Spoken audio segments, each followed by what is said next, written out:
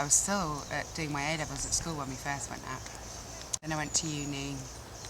We had a gap year, and I went travelling with him for 7 weeks, which was amazing. That's when I really fell in love with him, I think. None of my friends had had children, so I didn't really have a good support network. And so I was overdue, even though I thought they'd got my dates mixed up. So I was induced at day 16, 15 overdue. And then they told Scott to leave the hospital, and I freaked out. I didn't know what the hell I was doing. And so my contractions started, and they were going too quickly, and then all the alarms went off in the hospital. Then they asked me for Scott's phone number because they were going to have to call him to come in. And then they didn't ring him, and I was just scared. I was so scared. Then they injected me in my leg to stop the contractions, to basically halt labour. I just remember feeling like a child and being very vulnerable and scared. I had no control over the situation, really, which is what made me have so much therapy afterwards. And then for the second one, it was a completely different story. I wish you're taught in your first pregnancy what rights you have, and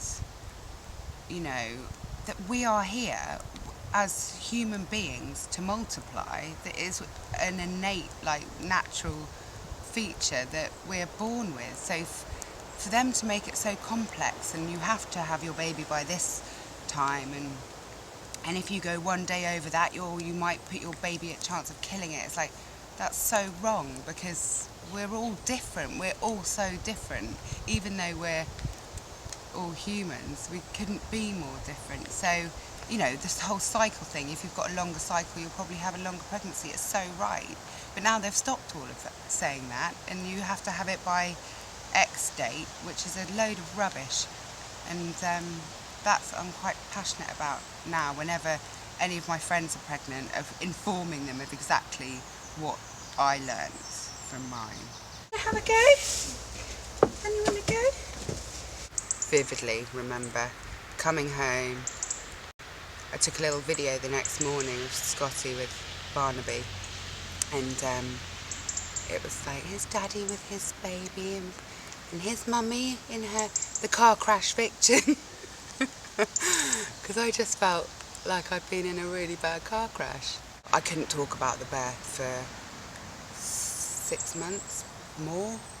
I didn't talk about it to anyone. I just said to my friends, I can't talk about it yet. After 9 months, I was more comfortable. I was always comfortable with him. I adored him. He was such an easy baby to love. But for me to feel like not a nervous wreck and just not scared all the time, so I carried on that fear that I'd had in labour for a long time.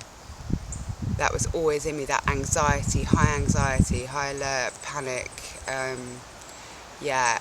long time. Because before I had him, I'd got to a good place. I was doing yoga and I was really serene and I felt great about myself and life was good. And then after that, it took a long time to get that back again. So when I got pregnant with Annie, I had lots of therapy.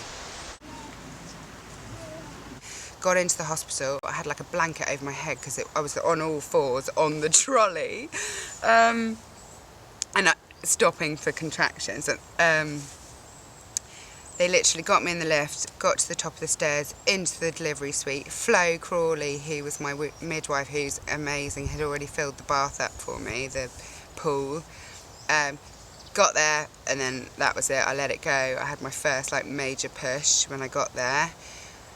I had to lay on the bed just for them to check me, and they were like, I can't even remember what they said. I wasn't quite fully dilated, but I knew it was happening. Second push, jumped into the pool. Third push, she was out. And it was amazing. And it was exactly like I had complete control.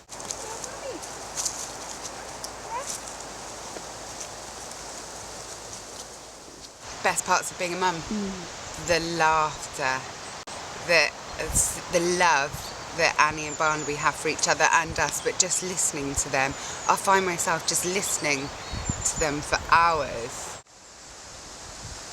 Give yourself a break. Don't expect too much of yourself. If you want to stay in, if you want to cry, let it all out.